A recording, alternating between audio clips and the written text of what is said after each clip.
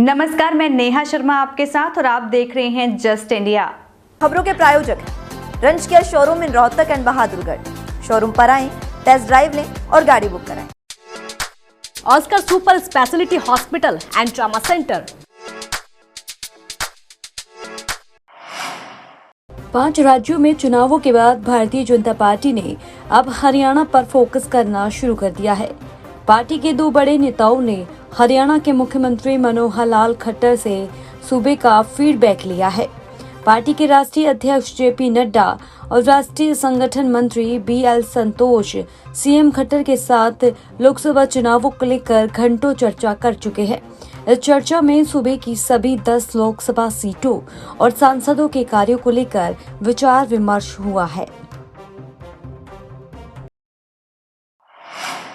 किसान नेताओं को लेकर हरियाणा के कृषि मंत्री जेपी दलाल ने बड़ा बयान दिया है। उन्होंने कहा कि घरवाली तक उनकी नहीं सुनती, इसके बाद भी उन्होंने किसानों का ठेका ले रखा है।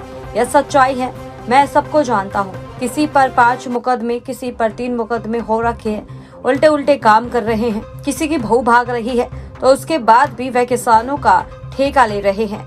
मंत्री के इस बयान का विरोध शुरू हो गया है।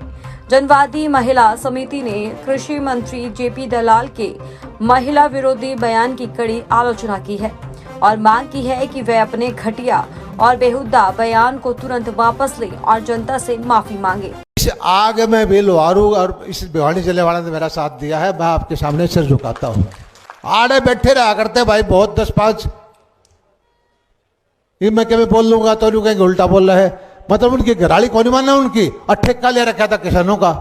मैं जानू सबने, किसी पे 5 मुकदमे, किसी पे 3 मुकदमे, उल्टे उल्टे काम कर रहे, किसी की बहू भाज रही, किसी की छोटी भाज रही, तारा ठेका ले रहे। यहाँ पर रपटा बोलने बिना नहीं रहता भाई। क्यों कि मैं लेके खा रखा है, क्यों ना भाई। बहन बेटियां तो ऐसी बीजेपी वालों की, ऐसी जेपी दलाल की ऐसी हमारी, हमको ही फर्क समझते हैं क्या? और हमारी बहन बेटियां भागी है या नहीं भागी, इस बात को छोड़ो।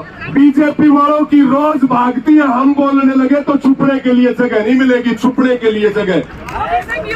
और ऐसे मंत्री को बताओ पद पे रहना चाहिए क्या? कैथल में गांव धनोरी निवासी एक व्यक्ति को हनी ट्रैप के मामले में फंसाकर 3 लाख रुपए लेने का मामला सामने आया है। मामले में पुलिस 19 नवंबर को पुराने बस स्टैंड के पास से 5 आरोपियों को गिरफ्तार कर चुकी है। पीड़ित ने इस मामले में डीएसपी को शिकायत दी थी। उसमें पुलिस कर्मचारियों के मिलीभगत के आरोप लगाए थे। एसपी उपासना ने संगतपुरा चौकी इंचार्ज एएसआई अनवर को निलंबित करके विभागीय जांच शुरू कर दी है। मामले में दुष्कर्म के आरोप लगाने वाली महिला के साथ मिलकर समझौते के नाम पर लाखों रुपए की मांग शिकायतकर्ता गांव धनोरी निवासी कुलदीप से की गई थी। कुलदीप ने डीएसपी हेडक्वार्टर उम्मेद सिंह को शिकायत दी थी कि इस षड्यंत्र में कई पुलिसकर्मी भी शामिल है। एसटी उपासना ने बताया कि मामले में शिकायत आने और गंभीर आरोपों के चलते प्राथमिक तौर पर संगतपुरा चौकी इंचार्ज को निलंबित करते हुए विभागीय जांच शुरू कर दी है। जांच में अगर अन्य पुलिस कर्मचारियों का हाथ पाया गया तो उनके खिलाफ भी कार्रवाई होगी। चंडीगढ़ के एक पीजी में बाथरूम में हिडन कैमरा लगाकर फोटो वीडियो बनाने का मामला सामने आया है। पुलिस ने मामले में एक युवती को उसके बॉयफ्रेंड के साथ गिरफ्तार किया है। चंडीगढ़ में बाथरूम में कैमरा लगाकर 7 लड़कियों का अश्लील फोटो वीडियो बनाने का मामला सामने आया है। शिकायत पर पुलिस ने कार्रवाई करते हुए आरोपी युवती और उसके बॉयफ्रेंड को गिरफ्तार कर लिया है। पुलिस ने दोनों के फोन सील कर CFSL लैब में भेजे हैं। लैब की रिपोर्ट में खुलासा होगा कि आरोपियों ने 7 लड़कियों के कितने वीडियो बनाए हैं, वह आगे किस किस को भेजे, और पुलिस अभी तक इसकी जांच कर रही है।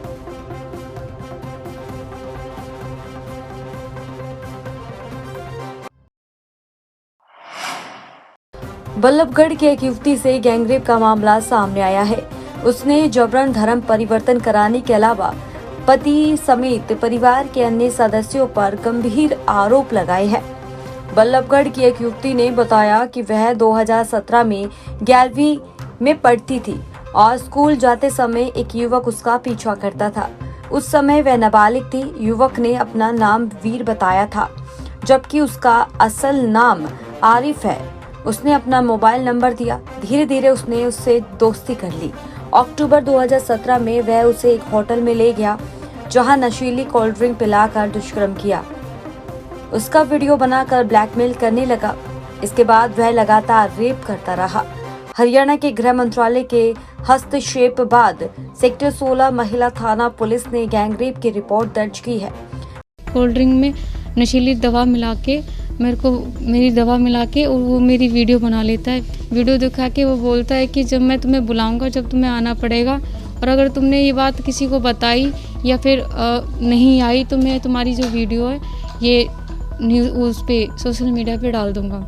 घर लाने के बाद मुझे बताता है कि तुम्हारा मेरे साथ जो है शादी हो चुकी है, निकाह हो चुका, अब तुम मेरी जोया बेगम है। जब उसने मुझे वो मैरिज सर्टिफिकेट दिखाया तो तब मुझे वहाँ पता चला कि वो मुस्लिम है। तो वो तो मुझे सर ब्लैकमेल वगैरह ही करता था, ये सब चीज़ों से अब धमकियाँ देता था मारने पीटने की। कहता है कि जो मेरे भाई हैं चारों, तो तुम्हें उसे खुश करना पड़ेगा, उन चारों भाइयों को मिल के मेरे साथ मेरा यौन शोषण करते थे। मनाली में मेरे साथ होटल में भी मेरे साथ रेप किया जाता है और मेरे साथ गाड़ी में रेप किया जाता है। तो मुझे बेहोश करने की कोशिश करते हैं, मेरे ऊपर तकिए रखते हैं, रजाई रखते हैं, ऊपर बैठ जाते हैं। एक बंदा जो है वो कहता है कि इसको पहाड़ियों से जो है नीचे फेंक देते हैं।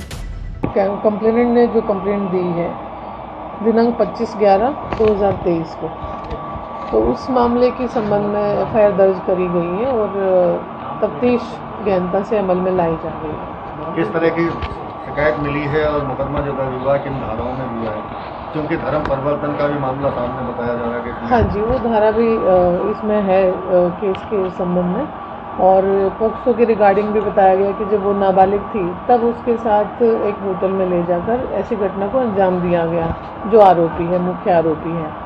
और बाकी लोगों पर भी गैंगरेप और किडनैपिंग करना, बंधक बनाना, मारपीट कर देना, गर्भपात और दूसरी बातें बताई गई कि हरियाणा के हिसार के हांसी इलाके में एक स्लीपर बस का हादसा मंगलवार रात को हुआ, जिसमें बस पलट गई और एक यात्री की मौत हो गई, जबकि 18 लोग घायल हो गए। बताया जा रहा है कि बस दिल्ली से श्री गंगानगर जा रही थी और हांसी में हिसार रोड पर हादसा हुआ। बस का संतुलन बिगड़ने से पलट गई और यात्रियों में से एक व्यक्ति की जान चली गई। घायलों को हांसी के नागरिक अस्पताल में लाया गया है और जिनमें राजस्थान, हरियाणा, जम्मू कश्मीर के यात्रीगण शामिल है। वहीं हादसे में मृतक की पहचान 65 वर्षीय भैंस व्यापारी मामन के रूप में हुई है। हरियाणा के रेवाड़ी जिले के 3 युवकों को राजस्थान के अलवर जिले में एक बारात में हुए झगड़े के दौरान गोली मार दी गई है। हमले में एक युवक की मौत हो गई है, जबकि 2 युवक गंभीर रूप से घायल हो गए हैं। सभी तीनों युवक एक ही गांव के निवासी हैं। जानकारी के अनुसार रेवाड़ी जिले के गांव गढ़ी के युवकों ने राजस्थान के कोट कासिम कस्बे में बारात में शामिल होने का निर्णय लिया था। डीजे पर नाचते हुए एक झगड़े के दौरान एक व्यक्ति ने तीनों को गोली मार दी। हमले में एक युवक की मौत हो गई है, जबकि 2 युवक गंभीर रूप से घायल हो गए हैं। खबरों में फिलहाल इतना ही। देखते रहिए जस्ट इंडिया। नमस्कार।